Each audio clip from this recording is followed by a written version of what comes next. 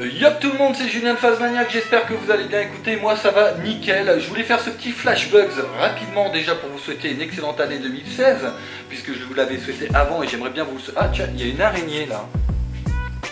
Ouais. Je vous l'avais souhaité avant et je vous le souhaite après, ce qui est tout à fait normal.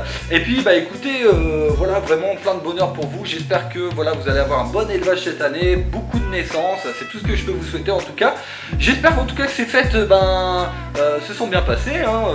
Moi bon, j'ai fait Noël en famille, la nouvelle année avec des amis, on s'est déguisés, tout ça, c'était assez sympa. Et bah écoutez, je vais vous montrer tout simplement quelques petites choses, quelques petits changements et puis quelques petites astuces,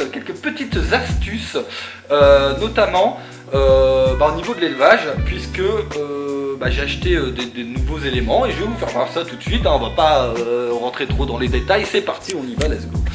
Alors, je voulais déjà vous montrer ceci, donc ça c'est une étagère que j'ai achetée et tout simplement pour faire une étagère, ce que j'appellerais une étagère de chauffe. Ou une étagère chauffage, comme vous voulez. Donc en fait c'est une étagère, vous voyez, vous avez des supports en bois comme ça, donc je me suis amusé en fait à percer, tout simplement. Ici j'ai mis des tiges filetées avec des boulons papillons, reliés ici en dessous donc à la douille, et vous avez ici la lampe chauffante. Alors les boulons papillons, ça sert tout simplement, vous les dévissez, ça descend la lampe, vous les vissez, ça la remonte. Vous voyez, donc petite astuce. Alors il y a beaucoup d'éleveurs qui le font, hein. J'ai rien inventé, mais en tout cas je trouvais cette idée plutôt sympa. Je voulais vous la faire, je voulais vous la partager avec vous, en tout cas avec vous. Et donc j'ai fait deux étages, vous voyez, un étage ici et un étage en dessous, donc qui est chauffé également.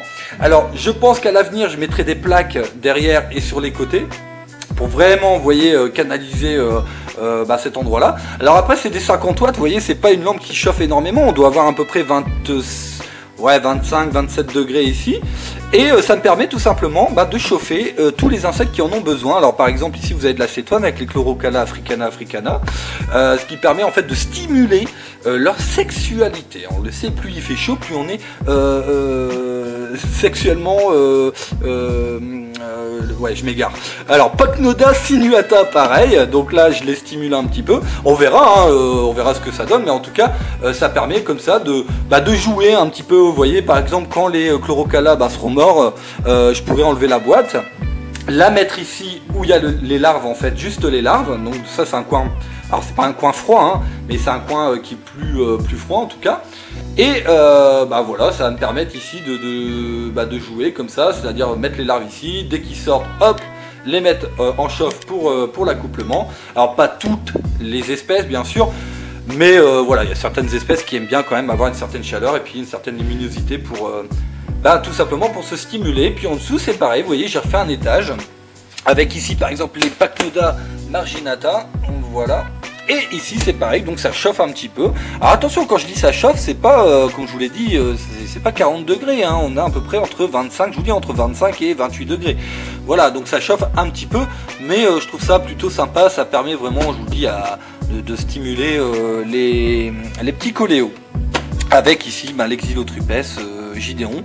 Alors, il me reste plus grand chose, maintenant je dois avoir un mâle et deux femelles, ou deux mâles, deux femelles.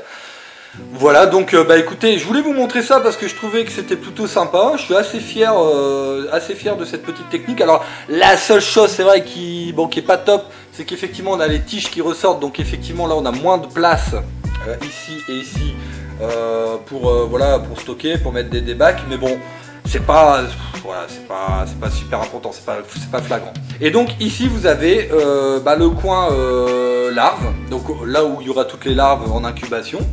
Et donc j'ai acheté une deuxième étagère, celle-ci, qui va me servir en fait pour mettre tout ce qui est espèces plus ou moins carnivores. Donc c'est-à-dire les menthes. En dessous, on aura certainement les amblypyges que j'ai changé de bac parce qu'ils commencent à bien grandir.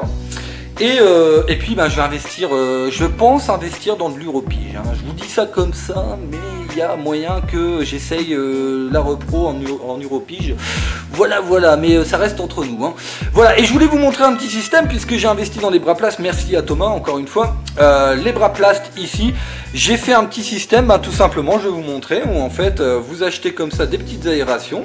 Vous faites un trou et voilà, vous avez votre petite aération. Je trouve que ça a beaucoup plus de gueule.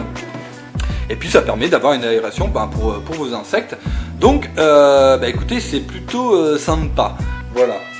Et écoutez, que dire d'autre? Voilà, déjà je voulais vous montrer ça. Donc vous voyez un peu comment maintenant la pièce d'élevage s'organise. Donc ici tous les bacs que j'ai inversés en fait, je les ai retournés, ça me fait gagner de la place. C'est un truc tout con, mais voilà. Là on a un petit creux, donc je sais pas, on verra bien. Je vais peut-être remettre une petite étagère ici. Et puis voilà, l'étagère de chauffe qui est ici, voilà, qui est vraiment sympa et qui va beaucoup m'aider pour chauffer notamment les Tropidacris scolaris, par exemple les criquets géants. Voilà. Donc écoutez, je voulais vous montrer ça, faire un petit flash bugs. C'est vrai que ça fait longtemps que j'en avais pas fait, donc je voulais vous le montrer. Tiens, je vais vous montrer les petites aérations, comme ça vous verrez un peu à quoi ça ressemble si jamais vous voulez faire la même chose. Voilà, donc vous voyez, des petites aérations, ça coûte 1 €. Donc voilà, c'est pas excessif, mais bon, ça permet d'avoir... Alors j'aurais pu le faire sans aération, hein, les bras plats sont assez grands pour ça, ou même faire des petits trous. Mais bon, je trouve que c'est beaucoup plus esthétique comme ça, et puis même le jour où je voudrais vendre des menthes, je pense les vendre justement dans des bras plats comme ça. Au moins les personnes ont leur petit terrarium tout de suite, voilà, ils sont pas trop embêtés. Je vais y réfléchir, mais je pense que c'est plutôt une bonne idée.